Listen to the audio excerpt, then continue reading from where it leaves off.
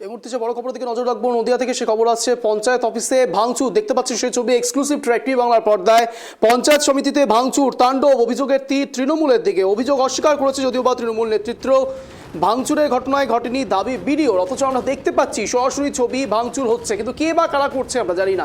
এ বিষয়ে বিস্তারিত কথা বলবো। এই মুহূর্তে রয়েছে আমাদের সঙ্গে আমাদের প্রতিনিধি রূপম। রূপম, কার্যত তৃণমূল অস্বীকার করছে এবং বলছে ভাঙচুরের ঘটনাই ঘটেনি, দাবি করছে বিডিও, অথচ সেই ছবি আমরা একদম প্রকাশ্যে দেখতে পাচ্ছি যেখানে ভাঙচুর চলছে। তাহলে কি এটাও এআই জেনারেটেড ভিডিও? রূপম, প্রত্যক্ষভাবে বলি, আমরা যখন ঘটনাস্থলে যাই তখন তৃণমূলের পক্ষ থেকে একটি অবস্থান বিক্ষোভ করা হচ্ছিল এবং বিক্ষোভ করা হচ্ছিল যেহেতু গত দুদিন আগে এই বিজেপির পক্ষ থেকে দলীয় প্রতীক নিয়ে, অর্থাৎ তৃণমূলের দলীয় প্রতীক ভিডিওকে দেওয়া হয়েছিল এবং দেওয়ার চেষ্টা করা হয়েছিল, যেটা ভিডিও গ্রহণ করেনি। এবং শুধু তাই নয়, তার সঙ্গে সঙ্গে এখানে স্বজন পোষণ এবং দুর্নীতির অভিযোগ তোলা হয়েছিল ভিডিওর উপরে।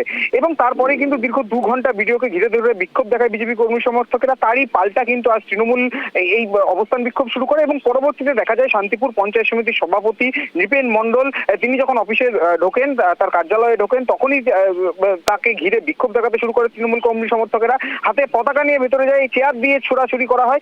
তার পরবর্তীতে শান্তিপুর পঞ্চায়েত সমিতির সহকারী সভাপতি চঞ্চল চক্রবর্তী, তার ঘর ভাঙচুর করা হয়, তার নেম প্লেট ভেঙে দেওয়া হয়। এবং যেখানে আমরা দেখতে পাচ্ছি স্পষ্টত যে হাতে তৃণমূলের পতাকা নিয়ে তৃণমূল কর্মী সমর্থকরা সেখানে রয়েছেন, জয় বাংলা স্লোগান উঠছে। এবং এর পরবর্তীতেই যখন আমরা প্রশ্ন করি ভিডিওকে যে আপনার অফিসের মধ্যে এই ঘটনা ঘটছে, আপনি কি বলবেন, তখন তিনি বলছেন এরকম কোনো ঘটনা ঘটেনি এবং এটা শান্তিপূর্ণ অবস্থান বিক্ষোভ করা হয়েছে। কিন্তু এই ঘটনায় কিন্তু সুর চড়িয়েছে বিজেপি। তারা জানাচ্ছেন এই যে ঘটনা তা নকারজনক এবং চলবে, শাসক বিরোধী তরজা চলবে। কিন্তু আমরা এখানে দেখতে পাচ্ছি স্পষ্ট একটি নেম প্লেট ভাঙা হচ্ছে, তুমি বললেও সেটা।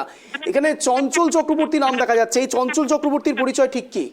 দেখো, চঞ্চল চক্রবর্তী হলেন শান্তিপুর পঞ্চায়েত সমিতির সহকারী সভাপতি এবং তিনি বিজেপির দাপুটের নেতা। এই চঞ্চল চক্রবর্তীর একেবারে নেতৃত্বে কিন্তু গত যে আন্দোলন করেছিল বিজেপি ভিডিওকে ঘিরে ধরে, তারপরেই কিন্তু এই চঞ্চল চক্রবর্তীর ঘর ভাঙচুর করা, অর্থাৎ পঞ্চায়েত সমিতির সহকারী সভাপতির ঘর ভাঙচুর করা হয়। এবং রীতিমতো যে ছবি আমরা দেখছি, চেয়ার তুলে রীতিমতো তার টেবিল এবং কাঁচের ওপর ছুড়ে মারা হয়। এই পরবর্তীতে শান্তিপুর থানার পুলিশ সেখানে গিয়ে পরিস্থিতি আয়ত্তানোর চেষ্টা করে। বর্তমানে পরিস্থিতি যথেষ্টই থমথমে, শান্তিপুর থানার পুলিশ বাহিনী নামানো হয়েছে।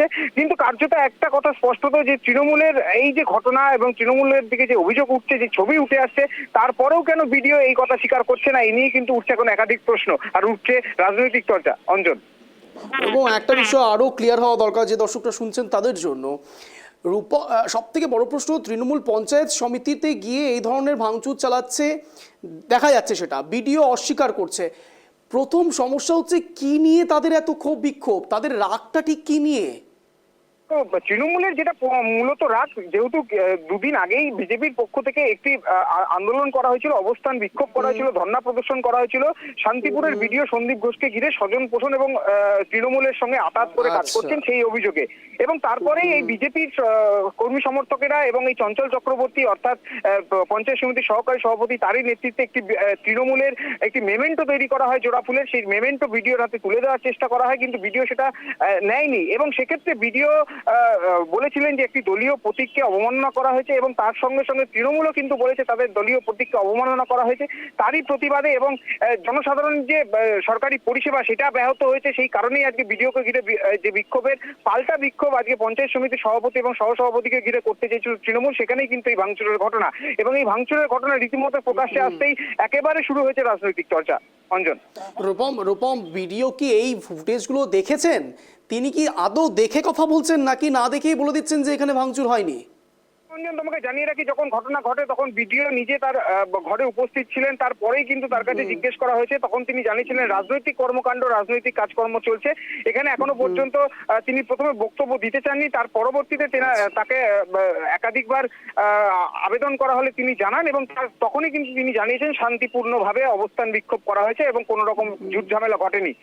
এবং এই ভাঙচুরটা রাজনৈতিক কর্মকাণ্ডের মধ্যে পড়ে, তাই তো? একদমই। দেখো, এই প্রশ্নটাই কিন্তু উঠছে। শুধু তাই নয়, এর পরবর্তীতে কেন এই কথা বললেন তার কারণ কিছুক্ষণ আগে তৃণমূলের পক্ষ থেকে ভিডিওর হাতে একটি পুষ্পস্তবক এবং একাধিক তৃণমূল নেতৃত্ব তাকে গোলাপ ফুল দিয়ে সংবর্ধনা জানায়। এই একদিকে ভাঙচুরের ঘটনা, অপরদিকে এই ভিডিওকে রীতিমতো পুষ্পস্তবক দিয়ে সম্মান জানানো। এই সংবর্ধনা পাওয়ার পরেই কি শাসক দলের বিরুদ্ধে মুখ খুলতে চাইছেন না ভিডিও, তাই নিয়েই কিন্তু উঠছে প্রশ্ন। তাহলে কি দলদাসে পরিণত হতে চলেছে একজন সরকারি আধিকারিক? এরকম একাধিক প্রশ্ন কিন্তু উঠছে ভিডিওকে ঘিরে। অঞ্জন, প্রচন্ড সিরিয়াস বিষয়। রূপম, নজর রাখো, অভিযোগ অস্বীকার, তৃণমূল নেতৃত্বের কার্যত ভাঙচুর হয়েছে, এই বিষয়টি এই অভিযোগ অস্বীকার করে দিচ্ছেন তৃণমূল নেতৃত্ব। দেখুন, রাজনৈতিক নেতারা বা রাজনৈতিক অভিসন্ধি যাদের থাকবে তারা অনেক কিছু অস্বীকার করতেও পারেন, কখনো বা ভদ্রতার খাতিরে সৌজন্যতার বশত স্বীকারও করে নিতে পারেন, কিন্তু বিডিও যিনি একজন প্রশাসনিক আধিকারিক তিনি পর্যন্ত এই যাবতীয় ভাঙচুরের ঘটনাকে অস্বীকার করে যাচ্ছেন। অভিযোগের তীর উঠছে তৃণমূলের দিকে। কার্যত পঞ্চায়েত সমিতিতে ধুন্ধুমার পরিস্থিতি, সেই ছবি আপনাদের সামনে ট্রাইব টিভি বাংলার পর্দায় এক্সক্লুসিভ ছবি আপনারা দেখতে পাচ্ছেন।